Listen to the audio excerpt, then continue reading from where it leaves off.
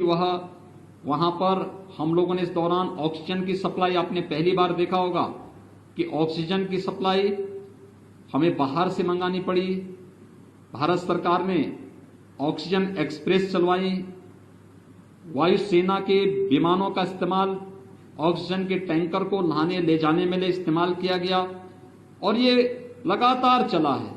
First wave में हमारी प्रदेश की कुल आवश्यकता ऑक्सीजन की जो होती थी वह 300 मीट्रिक टन की हो जाती थी, लेकिन सेकेंड वेव में यह बढ़कर के 1000 मीट्रिक टन तक पहुंच गई।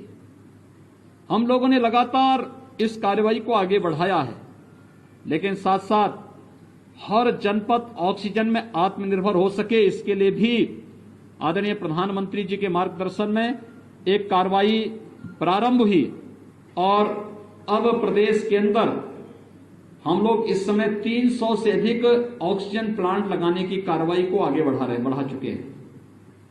मुझे ये कहते हुए प्रसन्नता है कि आपकी मुजफ्फरनगर में भी 6 ऐसे प्लांट लगने जा रहे हैं, जो यहां पर 4 पहले से थे, उनकी क्षमता कम थी, 6 नए प्रस्तावित किए गए हैं जिनको हम यहां पर लगाने जा रहे हैं। हम लोगों ने वर्तमान में जो एक आशंका व्यक्त की जा रही है कि गांवों में इन्फेक्शन बहुत ज्यादा फैल चुका है, राज्य सरकार उसके प्रति पूरी सतर्क है। 5 मई से ही हमारी गांव-गांव में घर घर सर्वे का काम चल रहा है। हमारी निगरानी समिति स्क्रीनिंग का काम करती है। स्क्रीनिंग के बाद लक्षण युक्त और हर संदिग्ध व्यक्ति को मेडिकल किट उपलब्ध करा रही है।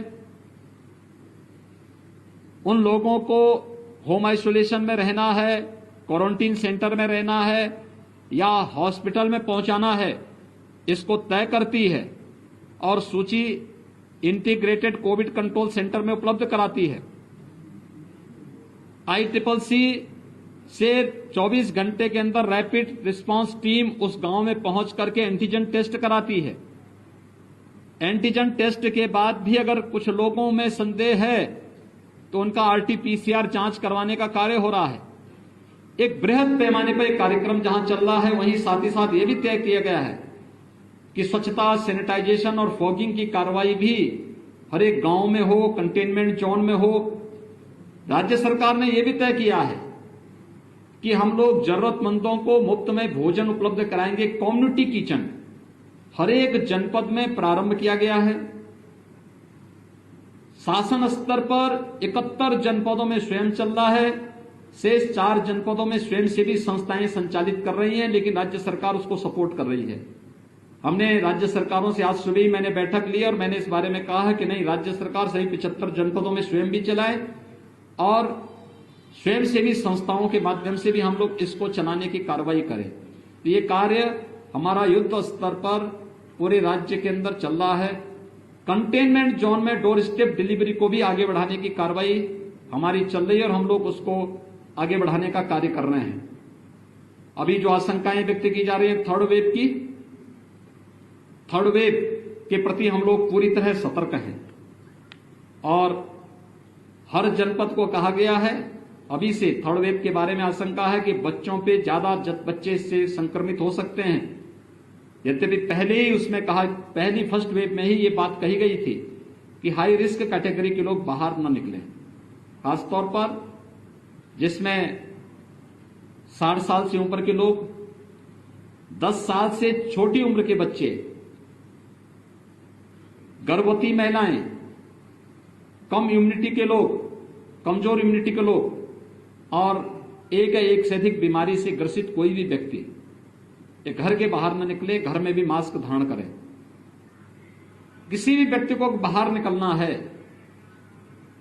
जो शेष अन्य लोग हैं, आवश्यक कार्य से बाहर निकलना हो तो मास्क जरूर पहने और 2 गज की दूरी का जरूर पालन करें। थर्ड वेव के बारे में जो बच्चों के बारे में आशंका व्यक्त की जा रही है, राज्य सरकार ने अभी से अपनी तैयारी कर ली है। हर जनपद में पीको के निर्माण की, पीडियाट्रिक ICU के निर्माण की कार्रवाई, मैन पावर की ट्रेनिंग की कार्रवाई, पीडियाट्रिशियन, गायनेकोलॉजिस्ट, इन सब की ट्रेनिंग की कार्रवाई राज्य के अंदर हम लोगों ने प्रारंभ की है। ब्लैक फंगस की भी एक पोस्ट कोविड पेशेंट में ब्लैक फंगस की एक नई चैलेंज हमारे सामने आई है। कुछ मामले प्रदेश के अंदर आए हैं, उनके उपचार की व्यवस्था की जा रही है। एक एडवाइजरी पूरे प्रदेश के अंदर जारी की गई है कि ब्लैक फंगस के अलावा पोस्ट कोविड कोई भी ऐसी समस्या देखने को मिलती किसी पेशेंट में तो उनके लिए एक अलग वार्ड बना करके उनके मुफ्त में उपचार की व्यवस्था प्रत्येक जनपद में प्रारंभ की जाए, जिससे हर एक व्यक्ति की जान हमारे लिए महत्वपूर्ण है, उसको बचाया जा सके और हर एक व्यक्ति को के जीवन को बचा करके हम लोग उसकी ऊर्जा का उपयोग समाज के लिए और राष्ट्र के लिए कर सकें।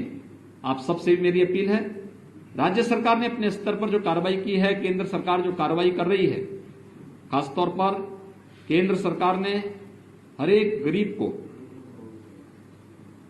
5 किलो यूनिट यानी पर यूनिट 5 किलो खाद्यान्न उपलब्ध करवाने की कार्रवाई शुरू की है। प्रदेश के अंदर 20 मई से खाद्यान्न वितरण होगा। राज्य सरकार ने जून, जुलाई, अगस्त 3 महीने के लिए हर पात्र गृहस्थी और अंत्योदय कार्ड धारक के साथ साथ हर जरूरतमंद को खाद्यान्न उपलब्ध करवाने, निःशुल्क खाद्यान्न उपलब्ध कराने की कार्रवाई को अपनी मंजूरी दी है।